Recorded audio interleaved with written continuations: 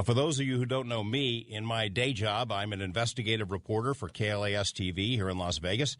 I've been covering this amazing city for a long time, basically since the Jurassic period, I think, or at least that's how it feels at times. But, when it comes to radio, I'm still in my rookie season, still kind of stumbling around in the dark, trying to figure out what works and what doesn't. This is the fourth time I've sat in this chair in 2007. It's a lot of fun. Don't get me wrong, I love TV news, and I think I have one of the coolest jobs in journalism. But, radio has some advantages over TV. For one thing, in radio, the broadcasters don't have to wear a coat and tie. And that is a major consideration in my book. And I'm wearing them anyway. I'm wearing a conservative dark blue single-breasted Armani button-down shirt, subdued Jerry Garcia tie, and Ray, the engineer here, will back me up on this, right, Ray? Yeah, he's agreeing. But it occurs to me that I could stroll into the studio wearing buttless leather chaps and a rhinestone tank top or a psychedelic muumuu, or what I'm actually wearing, which is like shorts and tennies and a baseball hat. But I like the idea of having the option. You can't get away with that on television. As mentioned, I'm still trying to get my bearings in this particular medium. And what amazes me most about the Coast to Coast show is the level of personal investment that the regular listeners have and express. I think my old friend Art Bell created a monster, and George Norrie has been feeding that monster. And the listeners really seem to feel they have a stake in the show and are not shy in the least about venting. Here's what's good. Here's what's not good. I like this. I hate that. There's no ambivalence in this audience. I probably shouldn't do it, but I've been sampling public opinion about the show. Each time I've hosted, I get all these emails about various online forums where the listeners chat about the show, the guests, the hosts, the commercials, the songs that are used between breaks, everything. I mean, I had no idea.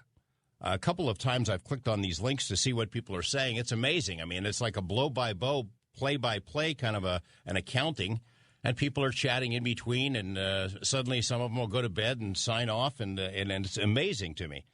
Obviously, I know the Coast to Coast program is popular. I know it has a large audience and solid ratings, but there's something else going on here. Some sort of personal involvement that I don't really understand just yet. There are all these websites and chat groups that analyze and dissect every show and everything that's said on every show. A Fantastic Forum and Binal of America and Above Top Secret and Godlike Productions and a lot of other ones. The listeners chime in. It's like play-by-play color commentators. Hey, he really screwed up there, or that was a lame joke, or why didn't he ask this question or that question? It's amazing. But it's also brutal at times.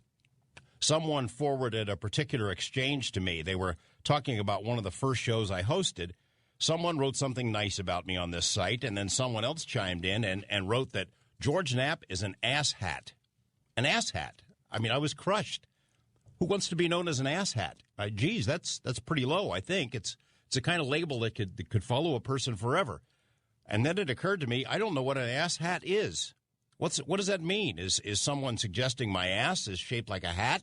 And if so, what kind of hat? A bowler, a derby, one of those Buckingham Palace, Marge Simpson hairdo kind of hats? Or they're saying my head is shaped like buttocks. I mean, seriously, I don't know what an ass hat is, but it doesn't sound like a compliment. I could be wrong. And maybe it's a term of respect among certain indigenous societies. Make way, kneel down. Here comes the exalted ass hat. I can handle that. I've been called worse, I think, daily, in fact. What's stuck in my head about the coast-to-coast discussion groups is the degree of commitment that many of the listeners have to the show. It's encouraging, yet scary at the same time. You got to be on your toes because someone will call you on it if you're not. I get a lot of emails each time I host, and I can only imagine what George and Art get. It must be overwhelming. I try to answer every one of them, even if it's just a quick thank you to write back. Most of them are pretty positive notes from regular listeners. A few are pretty harsh. More than a few are just weird. I mean, getting emails from a guy who thinks his house is some kind of a giant transmitter. It's sending out radio and TV signals to unknown operatives. And somehow these mystery people are able to control things inside his house, like the light switches. I got an email last week from a lady who says she's been living with an alien for the last 30 years. I got a PR release from Robert Burleson in Tennessee to let me know that the Knoxville Guitar Society now has a website. Thanks for the tip, Robert. Interesting note from Dr. Brooks Agnew, who's planning a North Pole Inner Earth expedition. Dr. Agnew says it's his mission to, quote, unite the clans of inner Earth enthusiasts. And he wrote to ask if I know anyone willing to invest $3.5 million in this venture to travel deep inside the planet. I mean, man, I wish. Take a little jaunt to the inner Earth? Sign me up. But I find myself a little bit short when it comes to the $3.5 million. Anyone out there in the audience with millions to spare might want to contact the Phoenix Science Foundation in Williamsburg, Kentucky. The doctor is waiting to hear from you, and you let me know how that trip goes. About half of the emails I get have something to do with male anatomy and what to do with it. Why settle for what you have, the one email says. She'll beg for more, another one bragged. Viagra, Cialis, implants, tonics. Local chicks who need extra lovin' on the side was the slug for one email. Choose your size, or I'm the woman you're looking for, wrote a lady nicknamed KGB Bride.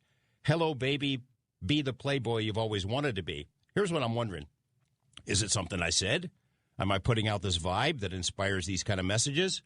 Are my ex-girlfriends out there telling stories about me? Because after getting so many of these with the same basic message, it sure seems like someone's putting out the word that I'm just not cutting the mustard.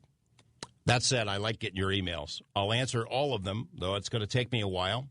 I'd much rather get emails than phone calls to my work phone, which a lot of you have been doing. That job, the TV job, it's separate from this thing. So please cut me some slack on that. I can't sit on the phone at work and talk long distance about UFOs, much as I would like to.